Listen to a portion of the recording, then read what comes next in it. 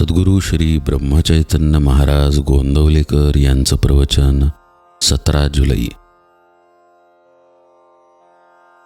गुरुने सांगितलेले साधन अनन्यतेने सांभाळावे. एकदा असे झाले की एक बाई बाळंतीण झाली आणि ताबडतोब तिच्या मुलाला दुसरीकडे नेले.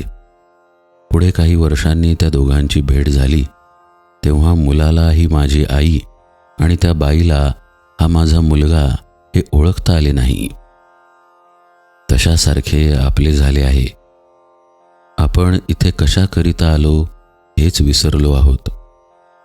खरे म्हणजे आपण काही एका निश्चित कार्याकरिता जन्मलो आहोत. ते म्हणजे मनुष्य देहात परमात्म्याची ओळख करून घेणे हे होय. परंतु आपण विषयात पडल्यामुळे परमार्थाची ओळख विसरलो. विषयातच आनंद मानू लागलो आणि त्यातच सुख मिळावे अशी आशा करीत राहिलो. पण विषयच जर खोटे तर त्यापासून सुख तरी कसे मिळणार? आणि जे सुख मिळते तेही अंती खोटेच ठरते. म्हणून विषयापासून आपण विरक्त व्हावे तेव्हाच भक्ती करता येते. जिथे विषय विरक्ती झाली तिथेच भक्तीला सुरुवात होते. गुरु तरी काय करतो तर विषय हे खोटे आहेत, त्यात आपल्याला सुख मिळणार नाही हेच दाखवतो. म्हणून तो जे सांगेल तसे वागणे यातच आपले हित असते. गुरुने सांगितल्याशिवाय जे जे साधन कराल ते फक्त कष्टालाच कारण होईल.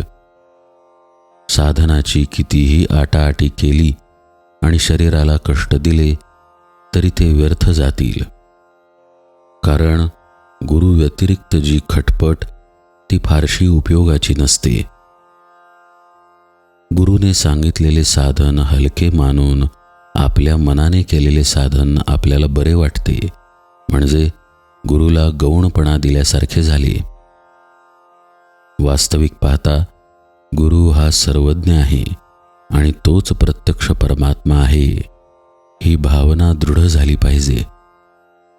ती तशी झाली म्हणजे त्याच्या वचनावर विश्वास बसतो आणि गुरु सांगेल तेच साधन खरे असे वाटू लागते.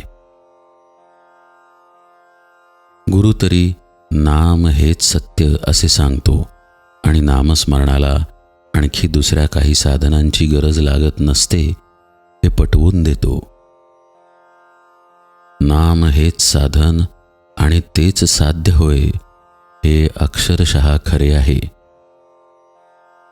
गुरुने सांगितलेले साधन पतिव्रतेसारखे निष्ठेने पाळले पाहिजे.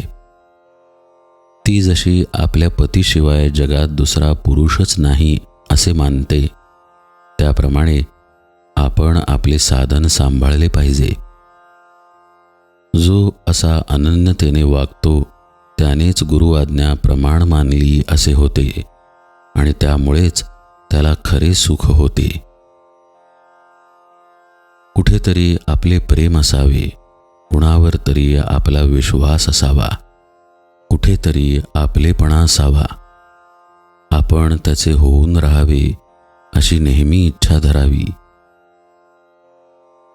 जितक्या अपेक्षेने आपण प्रपंचात सुख मिळवण्यासाठी धडपड करतो तितकी सर्व अपेक्षा जर भगवंताकडे लावली तर आपल्याला सुख खात्रीने मिळेल, यात शंका नाही. सद्गुरु आज्ञा प्रमाण हेच साधनातील साधन जाण. जानकी जीवन स्मरण जय जय राम.